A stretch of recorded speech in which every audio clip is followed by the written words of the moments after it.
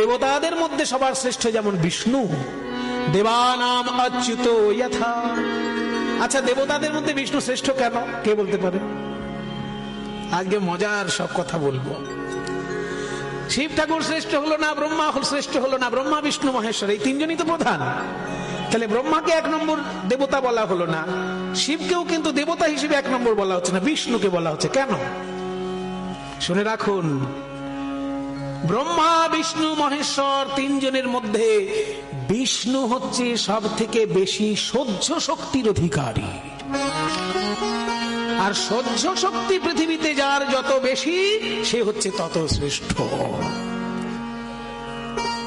বড় ভাই, মেজ ভাই, ছোট ভাই, 3 ভাইয়ের মধ্যে বড় ভাইকে সব থেকে বেশি সহিষ্ণু হতে হয়, কারণ ছোটরা যা খুশি তাই দাদাকে বলে দেয়, কিন্তু দাদা যা খুশি আচরণ করলে সংসার বেশি যাবে। ওই জন্য সহ্য শক্তিটা দাদাদের মধ্যে বেশি থাকে ভাইয়ের তুলনায়, এটা স্বাভাবিক ব্যাপার। তেমনি ব্রহ্মা বিষ্ণু মহেশ্বরের মধ্যে বিষ্ণু সব থেকে সহ্য শক্তি কে প্রমাণ করেছিলেন? ভৃগু। ভৃগু একবার চিন্তা করলেন, আমি আজকে পরীক্ষা করেই ছাড়বো, ব্রহ্মা বিষ্ণু মহেশ্বর এই তিনজনের মধ্যে কে শ্রেষ্ঠ। তাই সবার আগে গিয়ে ব্রহ্মাকে নিন্দে শুরু করলেন। এই যে ব্রহ্মা দিন রাত্র মন্ত্র পাঠ করেন, আপনি নাকি সৃষ্টিকর্তা, তা সৃষ্টির মধ্যে এত ছোটখাটো ভুল কেন আপনার? কি ভুল পেলে? ভুল মানে সবই ভুল। কাউকে গাদা গাদা চোখ দিয়ে দিয়েছেন, আর কাউকে মোটেই চোখ দেননি, একই সৃষ্টি আছে না?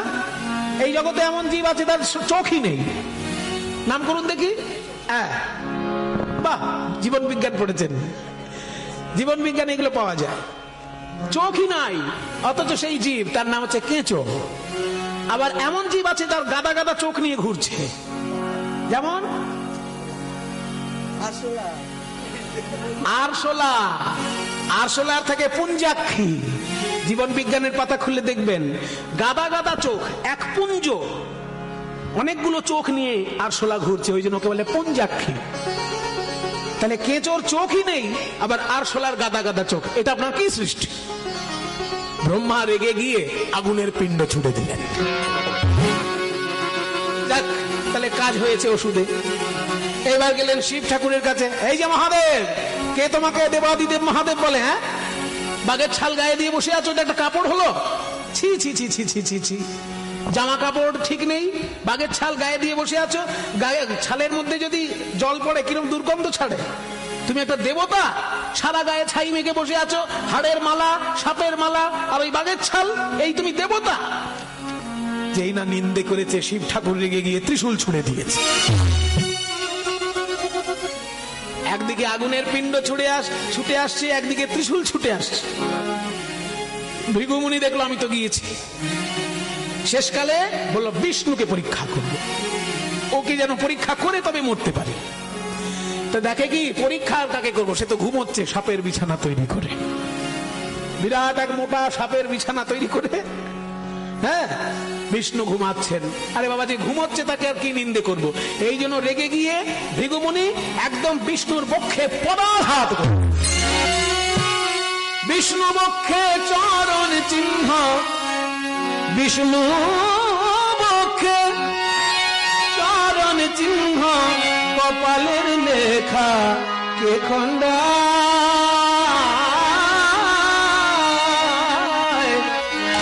সমান নাহি যায় চিরদিন,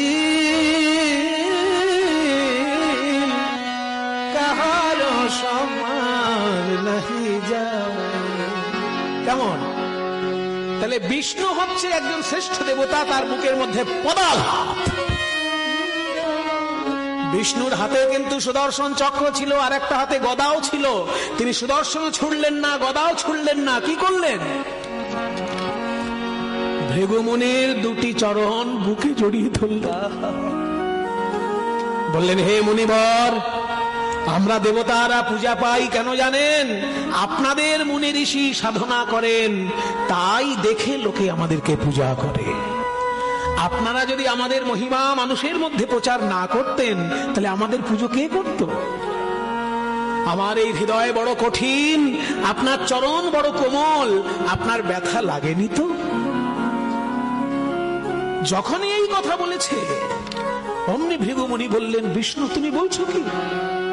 আমি ব্রহ্মাকে নিন্দে করলাম, সে আগুনের পিণ্ড ছুড়ে দিল, শিবকে নিন্দা করলাম, সে ত্রিশূল ছুড়ে দিল, আর তোমাকে নিন্দা টিন্দা নয়, একেবারে বক্ষে পদাঘাত, আর তুমি কিনা আমাকে বলছো আমার চরণ কোমল আর তোমার হৃদয় কঠিন। কাজেই আমি ঘোষণা করলাম, ব্রহ্মা বিষ্ণু মহেশ্বর দেবতাদের মধ্যে এই তিনজন সেরা, কিন্তু এদের মধ্যে শ্রেষ্ঠ হবে বিষ্ণু, কারণ সে হলো সহিষ্ণু। তালবস্য মূর্ধন্য স দন্তে স। বাংলা ভাষায় কয়টা স আছে? তিনখানা স। তালবস্য, মূর্ধন্য স আর দন্ত্য স। আর কোন অক্ষর কিন্তু তিনটে নেই, দুটো দুটো আছে, ব দুটো আছে, ন দুটো আছে, তাই না? জ দুখানা আছে, কিন্তু স তিনখানা। তালবস্য মূর্ধন্য স দন্ত স। স শব্দটা তিনবার কেন না? স স স। যে সয় সে মহাশয়, আর যে না সয় সে নাশ হয়। তাই ব্রহ্মা বিষ্ণু মহেশ্বরের মধ্যে বিষ্ণু শ্রেষ্ঠ, কারণ তিনি সহিষ্ণু। ভাগবতের দ্বাদশ স্কন্ধে কি বলল? নদীদের মধ্যে যেমন গঙ্গা শ্রেষ্ঠ, দেবতাদের মধ্যে যেমন বিষ্ণু শ্রেষ্ঠ, বৈষ্ণবানাম যথা শম্ভু, বৈষ্ণবগণের মধ্যে যেমন শিব ঠাকুর শ্রেষ্ঠ, পুরাণানাম ইদং তথা, 18টা পুরাণের মধ্যে শ্রীমদ্ ভাগবত মহাপুরাণ শ্রেষ্ঠ। এই জন্য বলা হলো যে বৈষ্ণব আচার্যগণের মধ্যে শিব ঠাকুর তৃতীয়, কিন্তু বৈষ্ণব হিসেবে তিনি শ্রেষ্ঠ আসনের অধিকারী। তো আপনি যদি বৈষ্ণব ধর্ম পালন করেন, আপনার ধর্মে যিনি 1 নম্বরে আছেন তাকে স্মরণ না করে আপনি এগোতে পারবেন?